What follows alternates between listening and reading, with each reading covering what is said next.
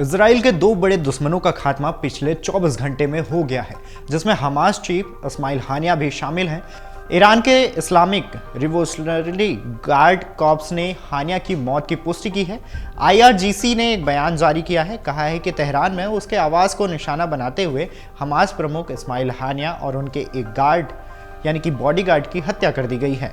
हानिया की हत्या एक विस्फोट में हुई है। इस मामले पर अब तक इजराइल की तरफ से कोई भी प्रतिक्रिया सामने नहीं आई है। हालांकि आरोप लगाए जा रहे हैं कि इजराइल की तरफ से ये हमले किए गए हैं।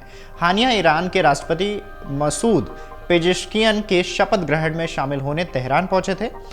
आईआरजीसी के जनसंपर्क विभाग की ओर से जारी एक बयान में कहा गया है कि बुधवार तड़के हुए हमले की वजह से पता लगाया जा रहा है कि मामले की जांच की जा रही है कि आखिर हुआ हमला कैसे है।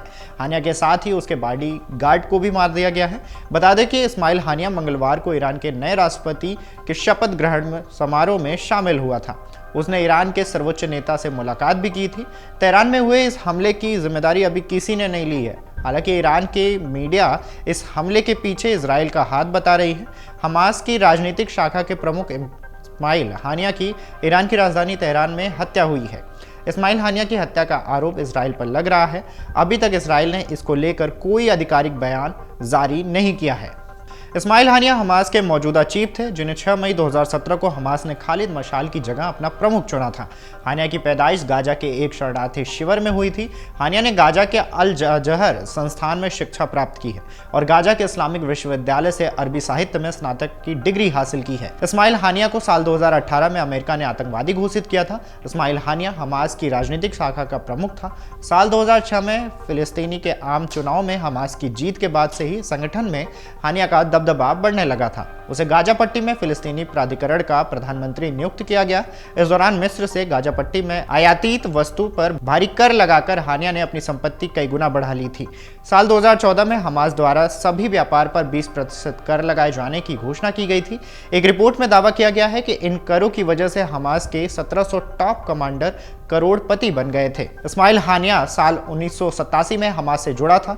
वह साल 2017 से हमास का चीफ पॉलिटिकल लीडर बना। हमास में फैसला लेने वाली सबसे बड़ी इकाई शूरा परिषद ने साल 2021 में उसे 4 साल के लिए दोबारा चुना था। संगठन में उसका कद इतना बढ़ गया था, उसे चुनौती देने वाला कोई भी नहीं था। यही वजह है कि निर्विरोध चुन लिया गया। हमास चीफ होने की वजह से हानिया इजराइल का कट्टर दुश्मन बना। उसका अब खात्मा हो गया है। इससे पहले हिजबुल्लाह टॉप कमांडर फुआद शुक्र को इजराइल ने मार गिराया था। इजराइल पर बीते साल 7 अक्टूबर को हुए हमले के पीछे भी इस्माइल हानिया की अहम भूमिका थी और यही वजह है कि इस्माइल हानिया इजरायली सुरक्षा बलों के निशाने पर था। इस्माइल हानिया कतर में रह रहा था और बताया जाता है कि वह ऐशो आराम की जिंदगी जी रहा था। इजराइल पर हुए 7 अक्टूबर के हमले को उसने अपने ऑफिस में टीवी पर देखा था और हमले का समर्थन किया था। इस्माइल हानिया का बड़ा परिवार है और उसके 13 बच्चे बताए जाते हैं। हालांकि बीते दिनों इजरायली हमले में उसके 3 बेटों समेत परिवार के कई सदस्यों की मौत हुई थी।